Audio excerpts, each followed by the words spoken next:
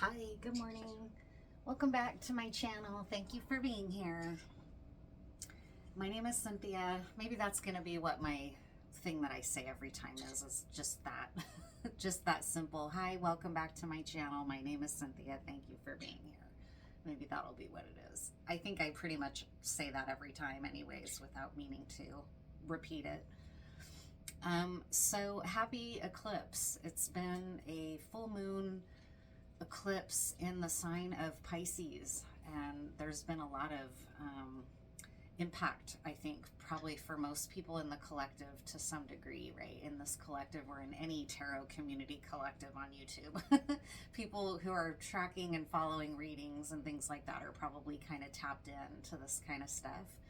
Definitely an intense but positive energy shift that I've been feeling anyways, but not easy necessarily. I've been kind of tired, moody for a couple days, to say the least. I was very moody for a couple days, and then sleepy.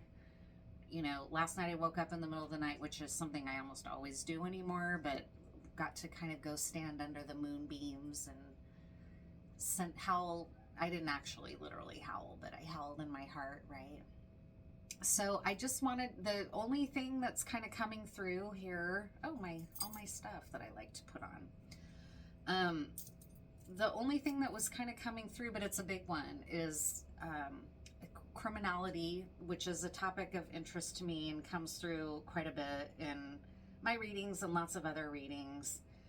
And I've had my own, family history with that, as many people do, and many people are lawbreakers that don't even consider themselves lawbreakers, right? Just because a lot of laws are kind of stupid and meaningless, and yet they're on the books, and people go about their lives breaking them all the time and don't think of themselves as criminal, right?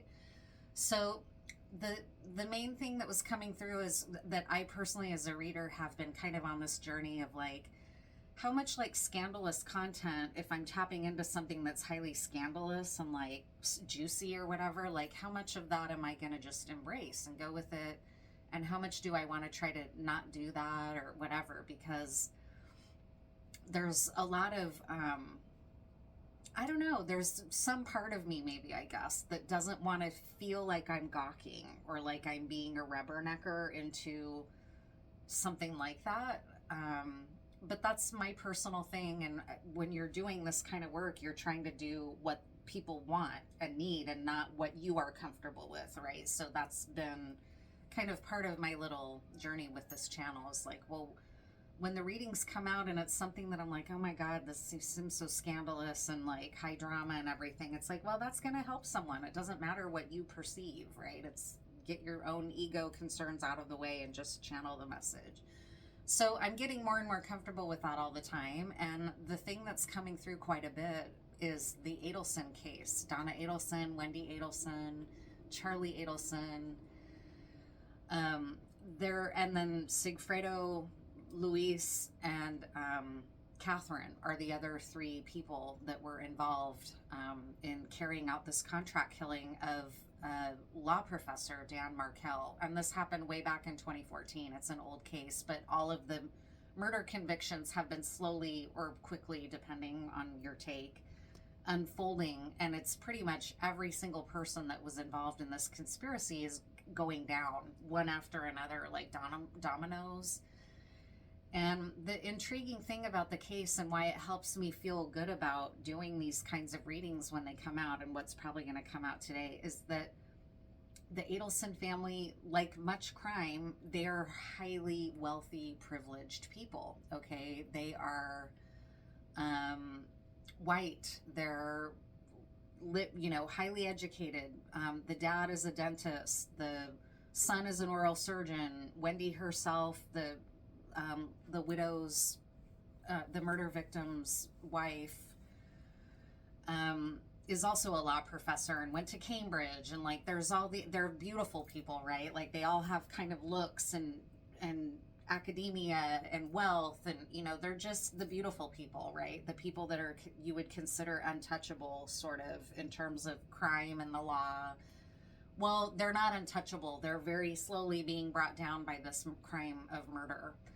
And it's super fascinating, like much like the Daybell case, where there are lots and lots of people involved, there's a conspiracy involved, there's beauty involved, there's power involved, you know, it's like all of these kinds of things, and it really drives home the point that unchecked ego is not your friend.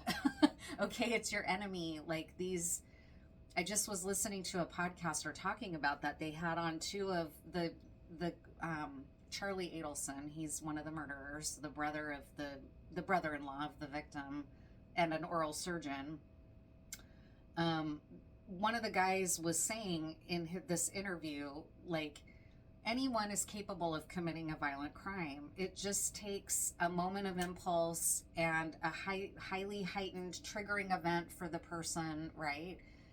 And at every moment, we're given opportunities to follow our narcissistic tendencies or not. Because with a thing like narcissism, everybody's highly motivated to distance themselves. I'm not narcissistic. Well, it's usually kind of a good sign, like if you're wondering, like, oh my God, am I a narcissist? Probably not. Because most narcissists don't really reflect on their own actions to that degree. But this person on this podcast was saying, you know, in any moment, we're presented with those sides of ourselves and presented with an opportunity to either indulge that side of us or to get control of it and rise to a higher understanding in the conflict or situation. And that is so true. And I just really want to emphasize that, just for whatever it's worth, from my discipline as a therapist and a clinically trained social worker. Like, I've been there when I was younger and less mature and highly emotive and not as far along on my journey of self-understanding and whatever, and understanding the ego and all that, where if you get hurt or feel powerless, sometimes the impulse is, now I want to hurt because I don't want to feel that powerless ever again. So I'll become the abuser so that I feel powerful, right? Like, anyone can go there. I was so brokenhearted at one point way back in my early 20s that though I never acted on it, I remember distinctly feeling deeply like I want this person to hurt, like I'm hurting. It's a real part of all of us. That's the shadow, right? It's our inner wounds, our inner wounded children that haven't healed or whatever, right? And so I just think that's such a powerful point. These people truly thought, due to their privileged positions and the way that this bitter divorce was hurting their egos and assaulting their sense of what they're entitled to, they murdered a man and left his two toddler-age sons without a father. And now they're going to not have their mother either, because I guarantee you she's going to prison. She's the only one left. Everybody else has been tried and convicted and is in prison for murder and conspiracy to commit murder, first-degree murder, and it was all avoidable. And it's very sad, and the levels of devastation that it has caused and the ripple effect and everything. If you haven't followed it and you're interested in like family therapy or crime or psychology or narcissism, right, any of those intersections, this case has it. And there's tons of content out there to kind of take in and watch and try to understand. It's very, very interesting. So that's one of the things that makes me feel like this is, if I can help by helping people pinpoint the narcissists in their own lives and the shady shit they do, then great, I'm happy to do it. So that's just a little bit of my own process here. So let's find out what wants to come out now. And, you know, I will say, I remember the case back when it was first entering the media, and I watched a large portion of Wendy Adelson's interrogation, the first one. I think she was interrogated for like 4 hours without an attorney right after the murder. And it's online. You can go find her interrogation. And I remember back then being taken in, just like most people got taken in by her. Like, she seemed truly, authentically shocked, devastated, horrified. What, you know, like, you know, watching this interview, she's crying. She's also very beautiful. She's a very attractive person, and that comes into play in a lot of these cases as well. Just like in the Daybell case, Lori Daybell was very considered beautiful, right? So is Wendy Adelson, beautiful and intelligent. And yet look where she is now. And then as you start unpacking all of the material of that case over all of the years, it becomes pretty clear that she's got some very significant narcissistic tendencies. So once again, she's this beautiful princess doing all, okay, so yeah, this one last point I'll make and then that's it. Wendy Adelson, striking, beautiful, baby of the family, highly intelligent, wrote a book, had it published, writes journal articles, teaches at the university level, right? Like, very accomplished woman, very. Oh, I lost where I was going with that. Something about her privilege, I think, and her beauty, and that she, yeah, I don't know. I don't remember where. Oh, the other thing is, like, not only that, but she wasn't just like, oh yeah, I'm a financial contracts attorney or something, right? She's like a human rights attorney, like very interested in trafficking, human trafficking, immigration law, immigration rights, immigrant rights, social justice. This was a huge part of her identity and the kind of law she practiced. And so, of course, people were fooled that didn't look much deeper, right? People were like, oh no, she would never do that kind of thing. She's dating a social worker, right? Her boyfriend was a doctor of social work. Her boyfriend was completely taken in by her. And he even admits during his own interrogation that even as I'm sitting here telling you and hearing the things I'm telling you and putting together that she may have been involved, I have a hard time because I still want to be with her, right? Like, he was completely taken in by her. She had him very fooled. And he now feels that he was being set up from the beginning, just about, to take the fall for the crime. So it's very, no joke, femme fatale to the nth degree. Sorry, okay, that's it. Now let's see what wants to come out here.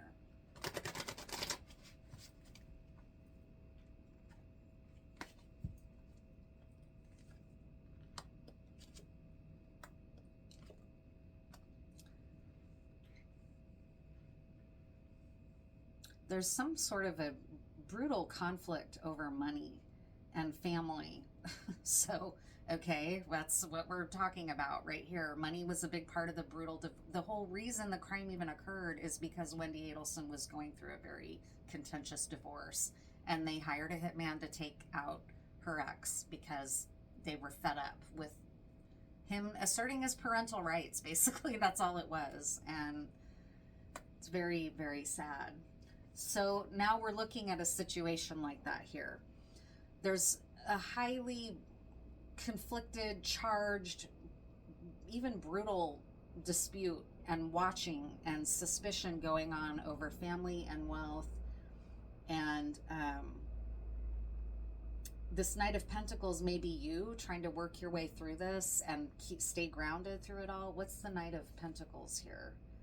Yeah, you're trying to get through this situation that has people ensnared to a pretty significant degree with this Devil card here. With the Knight of Pentacles, you have recognized the landscape that you're in, and you're trying to work through whatever conflict this is over money and family in a slow, patient, methodical way. You've realized, if I'm reactive, it's not going to work. If I'm acting out of my own vice or my own ego blind spots, it's not going to work. I need to go slowly and carefully and thoughtfully and stay grounded. I can't get caught up in these conflicts. That's what I'm picking up on. What's the Five of... Yeah, there's a feeling of... There's the potential here for like a bitter victory, like a divorce again, where Wendy Adelson wanted to win at all costs. She did not want to, and I mean, she didn't want to cooperate with any of the divorce agreements that they were coming to. And so she was wanting to win at all costs, right? That's what her mother was saying to her in like email after email after email that she was flooding her daughter with. Do not give up. You need to win. You need to fight dirty. You need to do... They were doing malicious things, like dropping emotional bombs in his life right before he was about to get on stage and give a lecture. Things like that, right? So they were really going below the belt, really fighting this man with like just below the belt tactics, okay? And it's like saying, yeah, she won, but look where she is now. She won. He died. She won the battle. She gets to move to Miami with her sons, and all of her actions show that, right? She goes to Miami. She was already planning it. She already had her place in Miami set up before he was even murdered. Then 2 weeks after his death, she changed her sons' names to her maiden name. She removed his last name from their legally, right? Okay, they were never allowed to see their grandparents, right? It's very, very horrible. It's like that kind of victory is like she won. She thought everything, she started lining everything up to go just the way that she wanted. Well, now look, it was such a bitter victory. Now she's looking at prison, and she is going to go to prison. I'm almost positive. So what's going on? This is what's happening here. This was some kind of victory that's going to turn out not to be a victory at all for the person that is so focused on winning that it's like clouding their judgment. They are not seeing clearly. They're so convinced that they need to win and that they're entitled to win whatever this is about this money and this family. Are they spying or what? What's the Page of Swords? Yeah, they're spying, and they might be abusing, like in the Adelson case, they were wealthy, so they hired a contract killer. They paid over $100,000 for Dan Markel to be murdered, right? Here, what they're doing, the people that are watching and trying to get what's yours or win or beat you or whatever, they're using shady things like magic, like energy, like, they're paying, it's that kind of thing. They're stooping to abusing their power. That's what I'll say. They're stooping to abusing their power to get what they want and win this victory over you.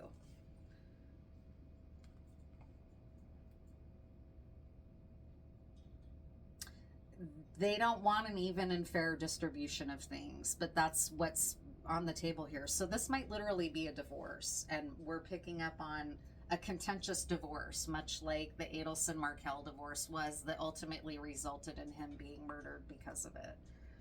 And so now let's see what's going on here. What's going on? What's the situation? What's the situation? Somebody's really acting out of ego.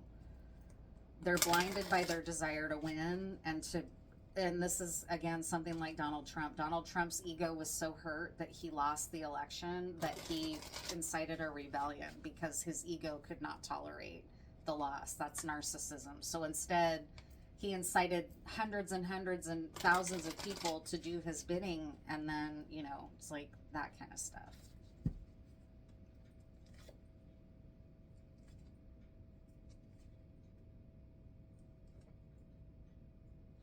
Yeah, this is you needing to protect yourself.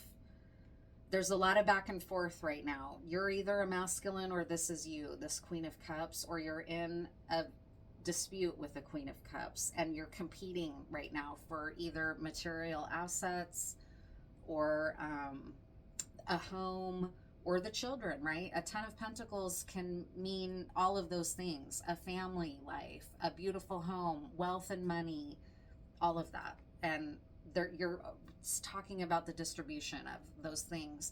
This person, you need to know, if you don't know already, you may be suspecting, and if you're not, and none of this is ringing true, then this isn't for you. You're accurate if you're suspecting that this person is abusing their power and resorting to underhanded means in this negotiation. They are. So that's a confirmation. You're trying to be strong, but you're very fatigued. And that's how this family felt at the end on both sides. Everybody was exhausted. Everybody was fed up with the fight. Nobody was getting anywhere because nobody would bend. Well, you're getting there. That's what you're feeling. And you're feeling like, I need to, protect what's mine. I need to walk away. I need to turn down any offers that are not in my best interest. That's where your mindset is at. You're trying to stand up for yourself. You're trying to go through this in a way that shows strength and integrity, but you're not playing, right? You're going to defend what's yours, and you're going to reject offers that are like piddly bullshit that are fake offers, right? You're wanting real or not, you're not gonna play. Your strength is that you're about to step into a new chapter of your life, and this is like the tying up of loose ends, the tying up the past. This is the eclipse energy might be actually helping you, but it feels very intense right now. It's like the peak or the heightened intensity of the dispute is happening right now, and the eclipse might be bringing it all to the surface in order to finally be done away with, right? Because it's highly emotive. A full moon Pisces eclipse is very emotional, subconscious stuff. People acting out of ego, not thinking with their wisdom and realizing it's not about winning, it's about peace, it's about love, it's about healing. It's not about winning and one-upmanship and competition and fuck you and screw over to get yours, and you know, you're not playing with that mindset. This person is, though. It's important. Your new beginning is coming, though. You're determined, and this is a confirmation that your determination is going to pay off. You're going to step into a new life. You're going to have it.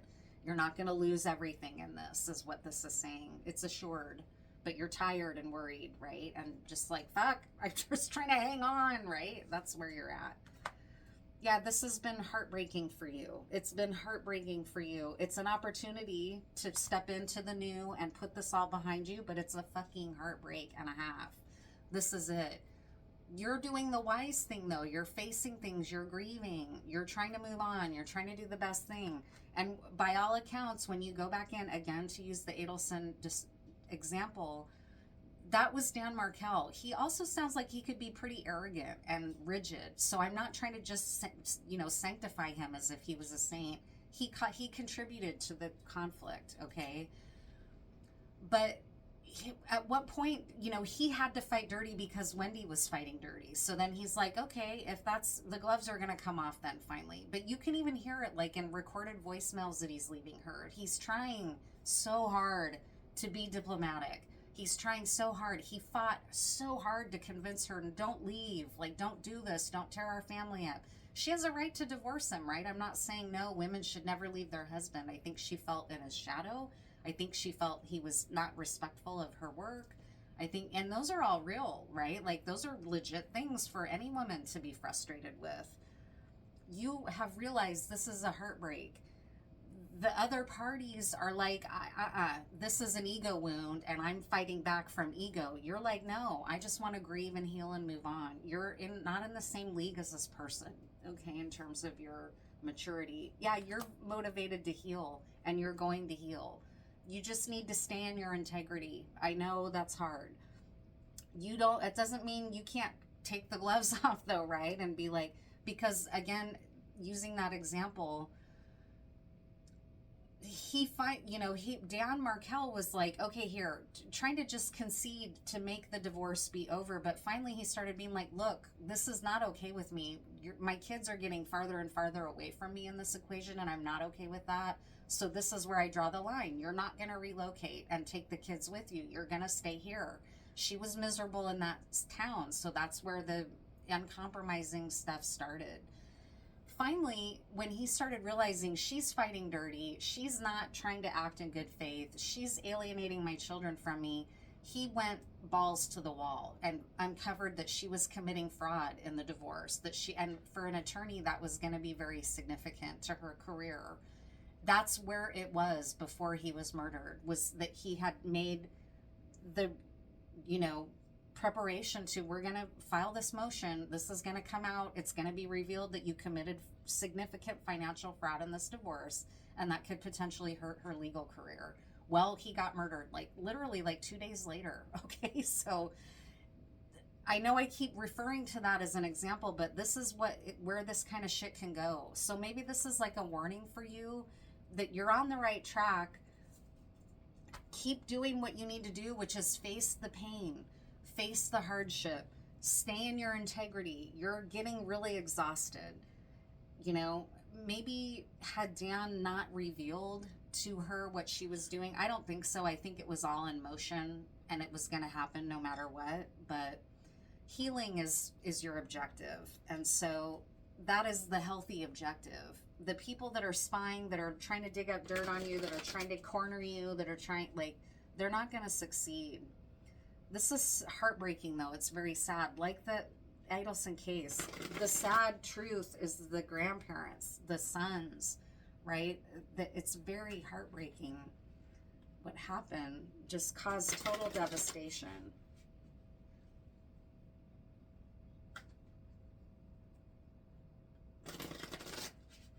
What's the healing? Where's the healing? Yeah, your fortune is going to change. You've been on feeling like you're just going under because this has been so contentious. Whatever conflict you're in, it's like a divorce. It really is. Or a breakup of a family or something. Your fortune is changing. Just hang on. It's almost over. It really is. Walk away. You know that. Heal. Walk away and heal. Walk away and heal. That can be your mantra. Walk away and heal. Walk away and heal. Every time this person's trying to provoke you, instigate a new argument, drag out the divorce, aggravate you, they were purposely, the Adelsons, and it's revealed in these emails again, they were purposely doing things to emotionally aggravate him, to make him look bad, to get him off his game. They were intentionally doing that. She was manipulative in that way, to that degree. These are the things that I know.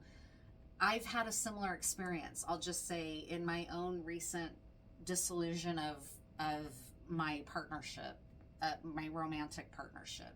I think the person used some things I confided in them about my own vulnerabilities to try to get me off my game and hurting and in a dire straits and maybe gonna reconsider, but from a dark place, not from like a I'm sad and I just don't want this to be happening. So you have realized, and it's important that you hear at this point, heal and walk away, heal and walk away, just heal and walk away. Don't take the bait, don't bite the line, don't get back embroiled in the conflict. This person's trying to keep you in a conflict because they're getting something out of it, okay? Yeah, run away. Don't walk, run. This is saying run the other way. You might have to take some losses, but it might be worth it to just get this person out of your life, okay? Run. Don't walk. Run away and heal. Get away. This is loud and clear. Like, it could be the kind of thing that saves your life. Maybe it's not a murder. Maybe it's the stress, though. The stress is compromising your health to such a degree that it's like, it's not worth it. Just here. My dad is another great example. My dad got messed up with a crazy fucking addict, narcissist, psychopath, abuser. I don't know if she was a psychopath, but she was a sociopath, I think. My stepmother, her name was Michaela. Her nickname was Mickey. She was horrible. She was an abusive. She might have just been a lost soul. I don't know. In my life, she was like a demon. Okay, she was a horrible person to me. She was so malicious and so vicious and playing so underhanded in that divorce that the way that she finally won was to pay her. My dad paid her off. He was worried that she was going to win custody of me because she had legally adopted me and take me away and he would never see me again. And in the 70s, it wasn't that weird for a mom to get full custody, right? Even though she wasn't my biological mom. And so he paid her off.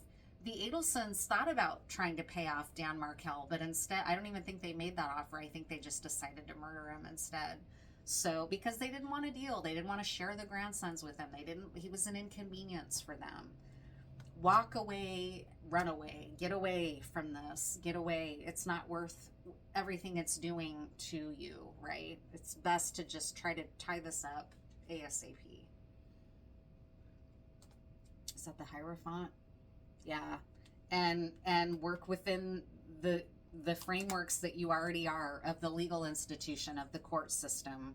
Just use the court system the way it's designed. Stay on the up and up. At some point, if you have to fight dirty, it doesn't mean fight dirty like make something up about this person, but you might have something on this person that you've tried to abstain from, like doing that because you're an ethical person, because you don't fight below the belt, because you don't, well, it might be time to consider something like that, right? What else is happening here? What else is going on? I feel all fired up. I purposely laid low and rested through the eclipse because it was impacting me so much, and now I feel all charged up well, this reading, it's like this person knows how to get under your skin or trigger you or do, and it's very similar to that case.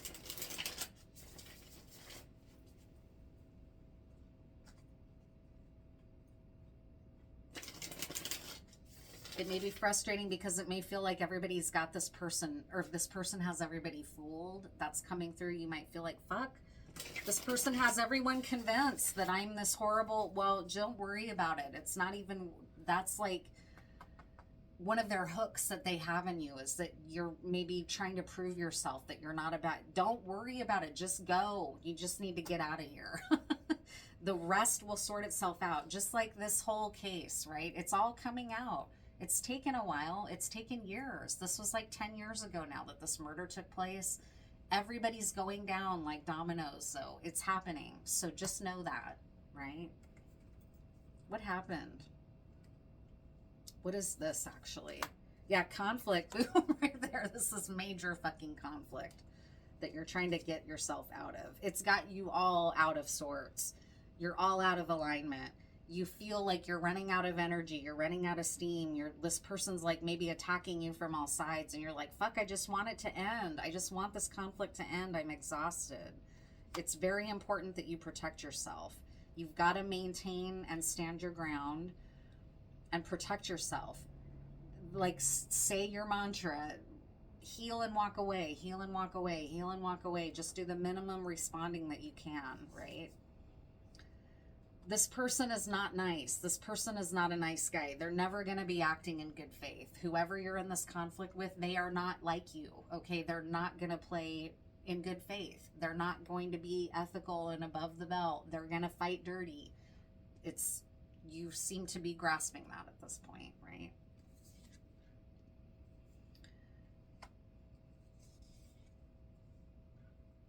You're trying to move into joy after this toxic dynamic. You're trying to move into happiness. You're trying to move away from this toxic person. You're trying to end their dark influence in your life and move into your new era and your new happiness. That's what's going on here.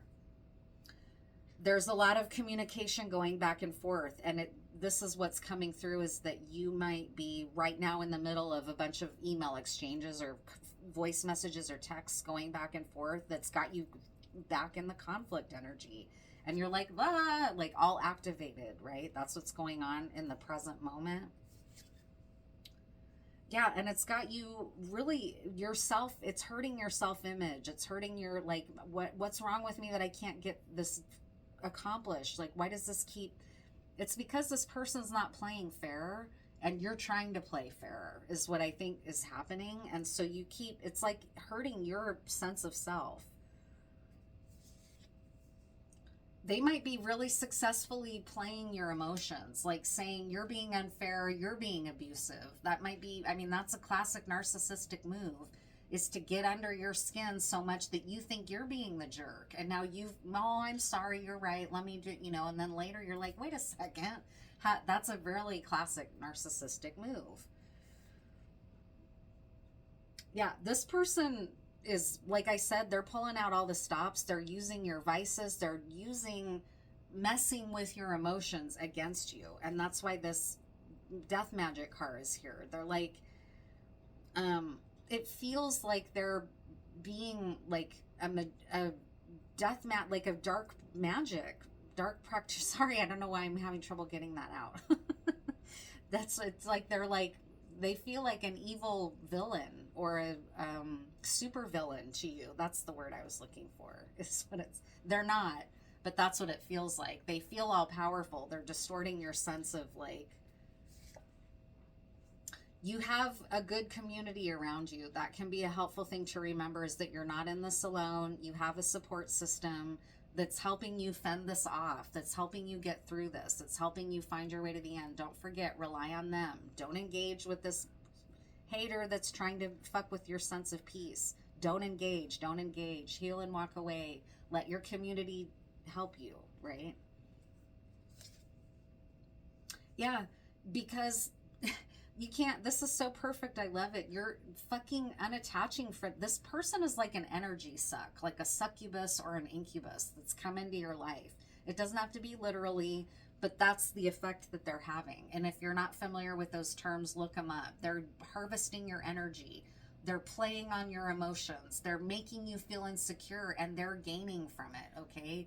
This is like somebody that's an energy vampire. This is what's happening, and it's why they're succeeding and getting you off your game is because they're fighting in this way.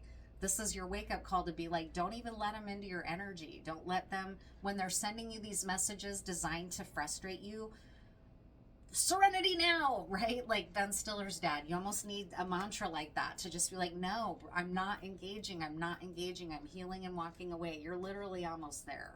You're almost there. Okay, you've got a Wheel of Fortune coming. You've got a World card here, the Chariot card. You're on your way away from this, but you just got to stay strong. You feel very weak. I'm going to pull some advice cards for you now that we've got the picture of what's going on. What's some good advice for you?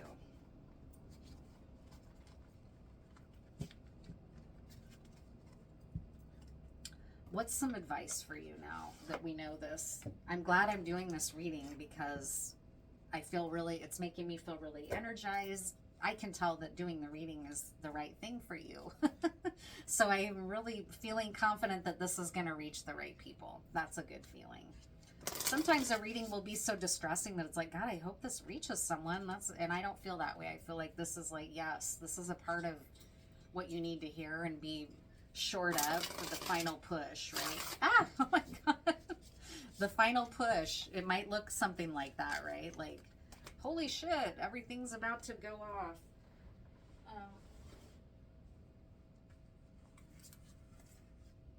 Okay. So these came out. Let's pull a couple more.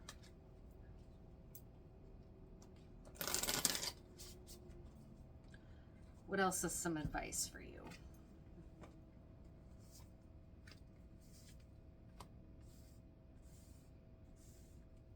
Somebody's really doing a number and using things like mind control or narcissistic manipulation, stuff that's like someone's really got the power to get in your head if you let them, because they know how to work your ethics. They know how to take, this could be like a vulnerable narcissist too, right? Wendy Adelson, I think, was like that. I think she might have been like a vulnerable narcissist. She comes, is that the word? There's like a word for that subgroup of narcissists that are like, they play on the damsel in distress type stuff, or the guy in the dude in distress, right? I need to be rescued.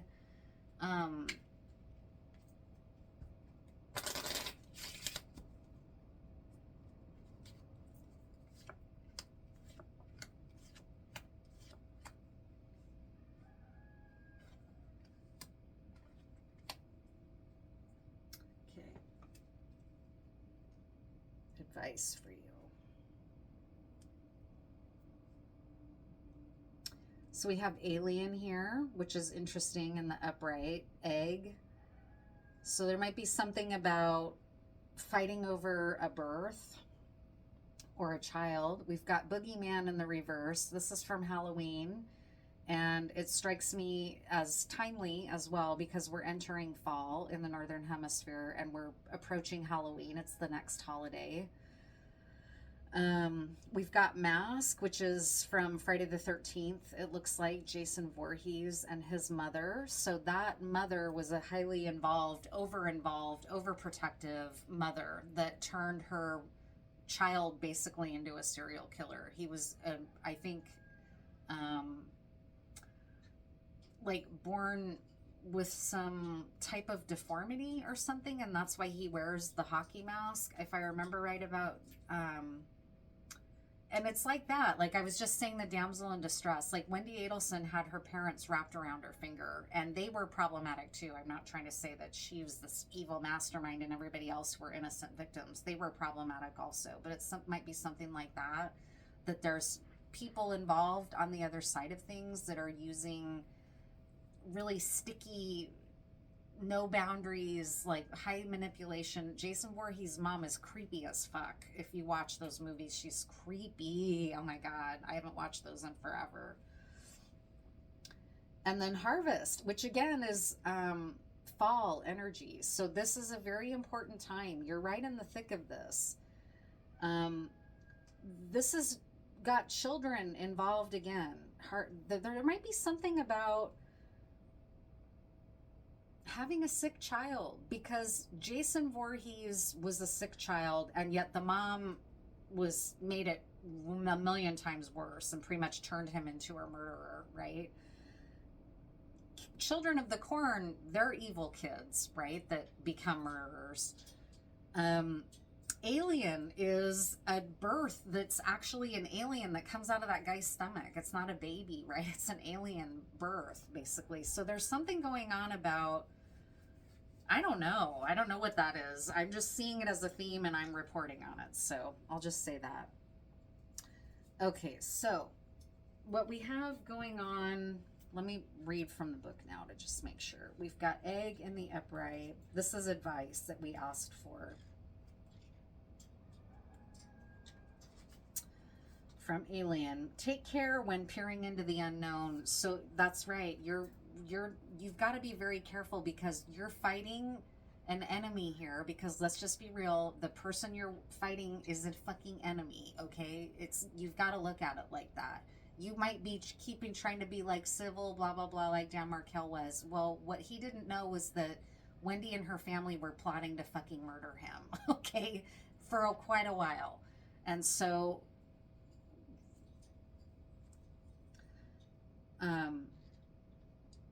peering into the unknown, you're fighting an enemy that you might never have been up against, this kind of enemy before.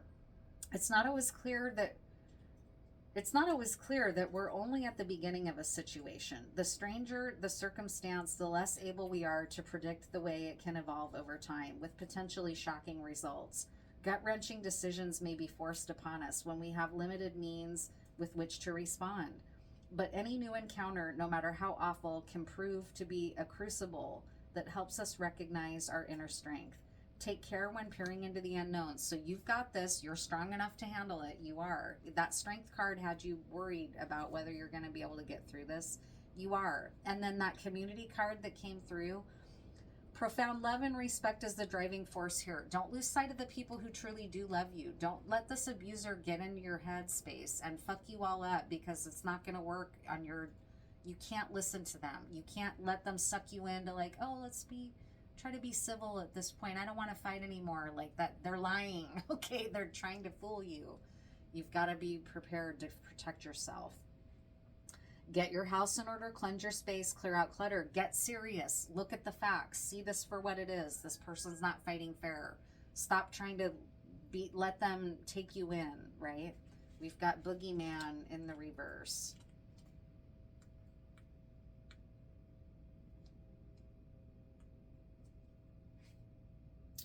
Escape and avoid for now. Be ready the next time. Boom. What we just said. Do not talk to this person anymore. Don't take their calls. Don't let them get in your head anymore. Escape and avoid. If they're blowing up your phone, if they're trying to say, let's get the lawyers out of this and just talk you and me, we can work this out. We used to always be, don't listen. Okay. This is a loud message. It's becoming louder and louder. That's what you need to do to protect yourself right now, is to stop engaging with the person. Stop engaging with them. Mask in the upright.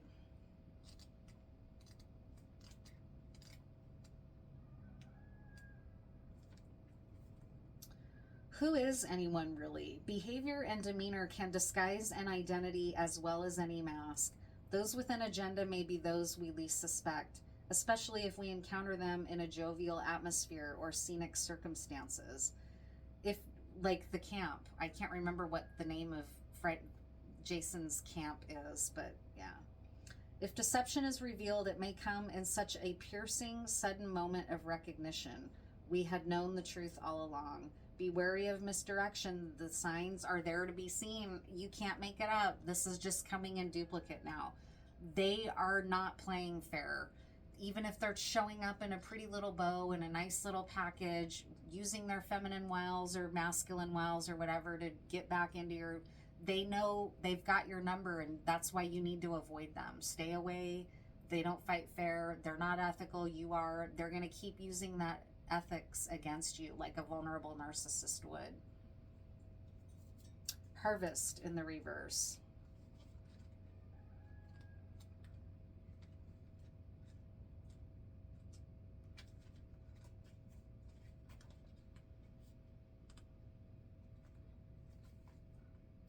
When in conflict, as you sow, so shall you reap. Sharing, okay, and then it says, quote, we want to give you peace, right? So that's all these brutal children were like, no, we want a peaceful, brutal society of murder and no adults. And like, sharing a commitment to a cause, especially one that might seem a little corny to an outlander, can really bring a group of people together. Sure, the temptation to demonstrate that you are the truest believer can turn to blood sport, with a cutthroat response to those of shaky faith. But if the harvest is good, it can be worth the effort. When in conflict, as you sow, so shall you reap. So that point is about you being ethical. It's not saying abandon your ethics and do low blows yourself to hurt this person. But it is saying use what you have. If you have factual information against this person, use it, right? But you need to be strategic. You need to kind of, I don't know what. Well, here's the rest of the advice cards. Get your house in order, cleanse your space, clear out clutter, see the truth, get serious, get strategic, stop letting this person snow you and fool you and get back in only to fuck you over even harder, right? Rest, breathe deeply. You're almost there. You just have to keep going. Tap into your community, connect with your heart. You don't need to be reduced to what this person is doing. It's like your ethics will ultimately save you, but you can't be naive, okay? So don't let this person lower you to their level, because then you're going to lose. But also, don't be codependent. Don't be a murderer. Don't be like, oh, you're right. I know we had good times. See the truth for what it is. This person's been wearing a mask. They fooled you. It's no shame in it. Malignant or vulnerable narcissists are expert at doing this. Nobody's immune, right? Just keep your own ego in check. Watch out. One thing that came through just then is like, you are a good person and you know that, and this person might be doing things that make you look bad in the eyes of others, and that's one of the things that and ways that they get under your skin, is because you're like, no, I don't want to be perceived like this. I don't want people thinking I'm a bad person or an abuser, right? Like this person could have falsely accused you of abuse or something, right? And now your reputation has taken a hit. You're not an abuser. You know that. I know that. It's going to come out that you're not an abuser, but if you try to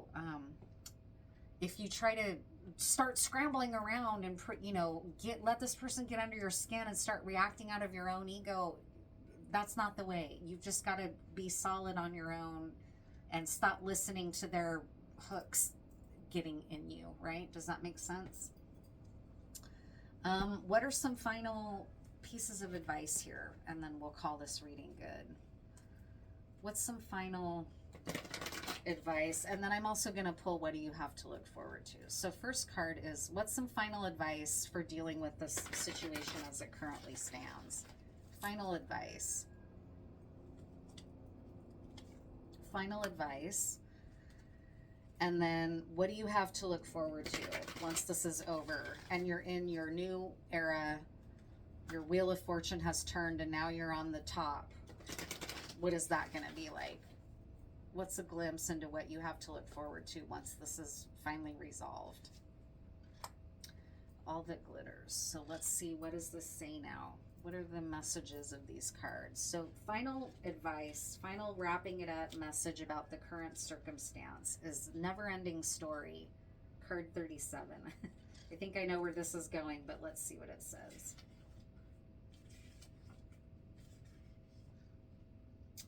There is a story woven through the imperfect fabric of life that tells of hurt and loss, rejection and humiliation, self-loathing and arrogance, and all manner of suffering born of unnecessary dramas. It is the old story whose refrain is that you cannot do this, must not go there, should not say that, lest your world come crumbling down. Today, know that none of that is actually true. The sky is not falling. The voice you hear is just a small, scared, conditioned part of you that got stuck in a lie, wants to protect you, and needs to see you as a victim. Love that last piece of you. Fear is all it knows. Distorted guidance is preventing you from being true to yourself. You are not your story, and the narrator is simply the voice of your fearful part, small and vulnerable and easily soothed. There you go. Sometimes your heart enters into a contract with another that results in pain, not because of abuse or neglect, but for other more complex reasons. Shame, fear of intimacy, and low self-esteem are the greatest challenges to the success of a relationship. Consider how valuable this knowledge is, however. Right now, you have an opportunity for important healing, but you must reflect on the stories you weave about love, connection, abandonment, rejection, and loneliness. Not only do you need to begin a new story, you need to forgive yourself for telling yourself the old ones. Have compassion for the part of you that believes all those narratives. None of them were ever true anyways. Boy, amen. I hope you're hearing that. Fear, envy, procrastination, greed, and the perception of victimhood could all be active in your life at this moment. Are you comparing yourself with others, thinking their success should be yours? Maybe you're afraid of all the good that is coming your way, so you step out of your lane, totally aware of what you're doing, but seemingly powerless to stop yourself. Are you back where you started or in a situation that reminds you of a past failure? Financial insecurity scaring you? You must learn to love yourself through missteps and sabotaging moments. Use criticism constructively right now. Better yet, stop telling this story altogether. Make up a new one. The universe loves you deeply and will wait for you to figure that out.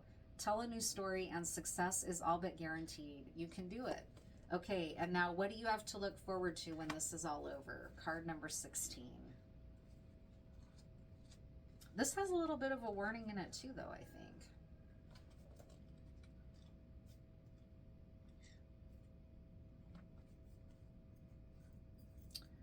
It's only human to want to adorn oneself in trinkets and paint a pretty picture of oneself. It's natural to want to acquire the trappings of status or to deny them as a statement of rebellion. But if it sparkles, is it better? Whether it's a fast car, a big house, a title or a position, the stamp of authority or the sparkling of diamonds, these icons let you know something about a person, place, or thing. Or do they? The truth is that people seek to acquire things because of what they will do for them and how they symbolically will elevate them and make them more attractive.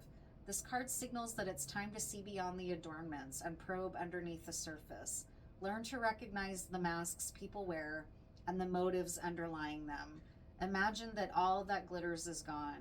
Would you still desire the object or person? So that's great advice for the future. Once this is all over with, take this lesson with you. Use it as a reminder for future relationships and opportunities and people, right? Like, if something comes in a pretty bow, is it truly as valuable as it appears on the surface, right? Like, look deeper next time. That's the advice, right? Follow a deeper intuition than you may have. You may have had some intuitive hits about this, but you ignored them because of social conditioning or something, right? Sometimes we try to become something we're not to impress others. We embellish a story a bit, adding some dramatic elements to make us more appealing. The real person becomes hidden behind the sparkle and shine. Then there are times when we don't see the true value of someone else because he or she may not have the glitz and glamour that seems so desirable. Now is the time to look past the surface, beyond the mask, to the essence of a person. And this is what you're being told about in this equation as you get divorced or separate from this person, as well as future. Look beyond the surface in your future relationships. You might be vulnerable to beauty, right? Like that social worker when he was with Wendy Adelson, he was a doctor of social work. He was very smart. There were all kinds of warning signs that he was up against dating her for several months, but he was so taken in by her beauty and her kind of feminine wiles, or her little damsel in distress charms, that, I mean, those are a cliche and a half. But this dude, it was, his libido was involved, her beauty, right? So he wasn't listening to his deeper warning signs, okay?